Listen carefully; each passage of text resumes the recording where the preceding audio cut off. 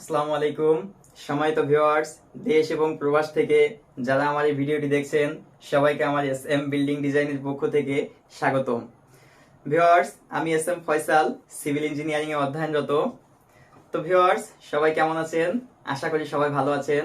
আলহামদুলিল্লাহ, এই প্রচন্ড গরমের মধ্যে, প্রচন্ড তাপমাত্রার মধ্যেও আল্লাহ তাআলার অশেষ রহমতে আমিও ভালো আছি।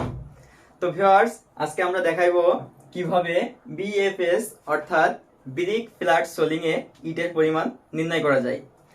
ভিউয়ার্স, যদি একটু সহজ করে বলি যে একটি ইটের সোলিং এ কতটি ইটের প্রয়োজন সেটা আমরা আজকে নির্ণয় করে দেখাইবো। তো ভিউয়ার্স, আজকের এই ভিডিওটা যদি সম্পূর্ণ দেখেন তাহলে আজকের পর থেকে যে কোনো একটা জায়গার মাপ দেখে আপনি সহজে ক্যালকুলেটর ছাড়াই বলে দিতে পারবেন যে কতটি ইট প্রয়োজন সোলিং করতে। তো কথা না বাড়িয়ে চলুন শুরু করা যাক। তো ভিডিও শুরু করার জন্য আমরা জায়গাটা আগে এঁকে রাখছি। সাপোজ ধরি এখানে আমাদের 20 ফিট লম্বা এবং 15 ফিট প্রস্থ একটা জায়গা আছে। তো এখানে আমাদের ব্রিক ফ্ল্যাট সোলিং করতে কতটি ইটের প্রয়োজন সেটা আমরা নির্ণয় করব।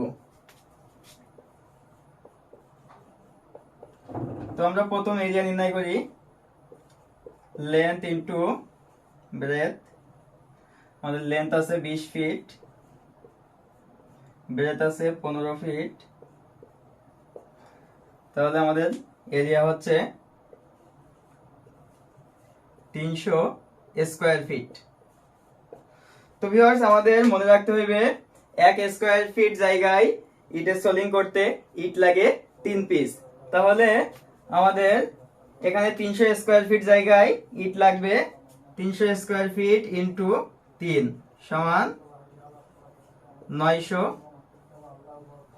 পিস। তো ভিউয়ার্স, আজকে এই পর্যন্তই। সবাই ভালো থাকবেন, সুস্থ থাকবেন এবং আমার জন্য দোয়া করবেন। আসসালামু আলাইকুম ওয়া রাহমাতুল্লাহি ওয়া বারাকাতুহু।